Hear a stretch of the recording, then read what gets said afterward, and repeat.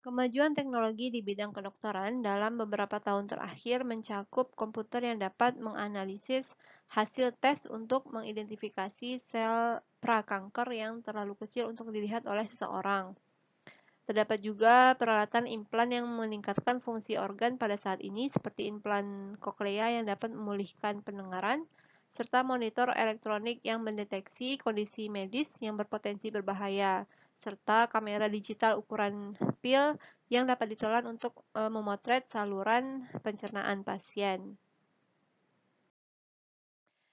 Brain to Computer Interfacing atau BCI adalah proses menghubungkan otak dengan komputer seperti menanamkan elektroda langsung ke otak atau menggunakan headset yang membaca dan menafsirkan gelombang otak secara nirkabel.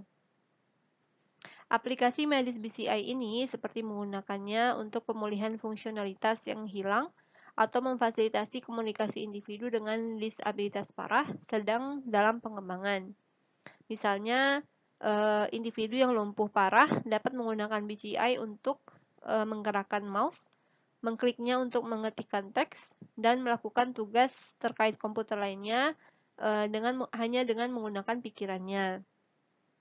Hal ini meningkatkan kemungkinan bahwa individu yang lumpuh suatu hari nanti akan dapat mengontrol asisten robot dengan pikiran mereka. Terlepas dari manfaat potensial dari antarmuka otak ini atau brain to computer interfacing ini, ada kekhawatiran bahwa teknologi ini dapat disalahgunakan.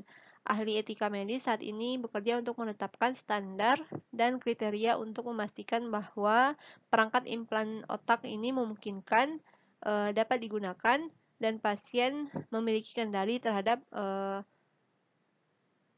teknologi tersebut dan bukan dikendalikan. Kemudian terdapat juga telemedicine, yaitu penggunaan teknologi jaringan untuk menyediakan informasi dan layanan medis.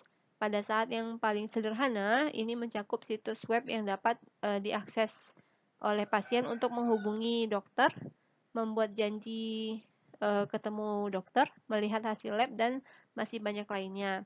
Namun sistem telemedicine yang paling kompleks seperti contohnya pada gambar ini, sering digunakan untuk memberikan perawatan kepada individu yang mungkin tidak memiliki akses ke perawatan tersebut, seperti individu yang tinggal di daerah terpencil untuk berkonsultasi dengan spesialis.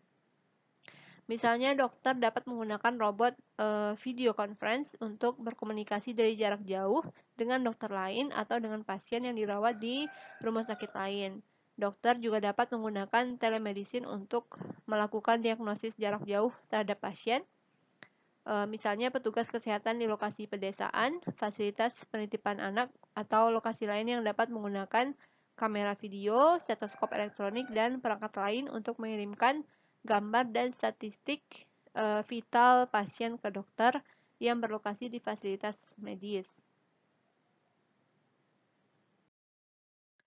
Contoh telemedicine lainnya adalah telesurgery, suatu bentuk operasi yang dibantu oleh robot di mana robot yang dikendalikan oleh dokter beroperasi pada pasien, di mana setidaknya ada salah satu ahli bedah melakukan operasi dengan mengendalikan robot dari jarak jauh melalui internet atau jaringan lain. Sistem operasi dengan bantuan robot biasanya menggunakan kamera untuk memberikan gambaran yang sangat dekat kepada ahli bedah tersebut. Misalnya, akibatnya pembedahan dengan bantuan robot ini biasanya lebih cepat, lebih tepat, kemudian menghasilkan sayatan yang lebih kecil daripada yang dibuat oleh ahli bedah jika dibedah secara konvensional.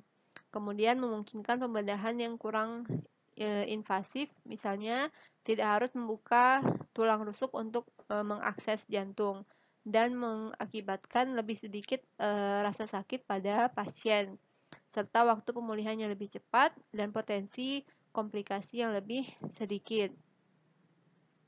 Telemedicine ini memiliki potensi besar untuk memberikan perawatan medis berkualitas kepada individu yang tinggal di pedesaan atau daerah tertinggal yang tidak memiliki akses ke perawatan medis yang memadai.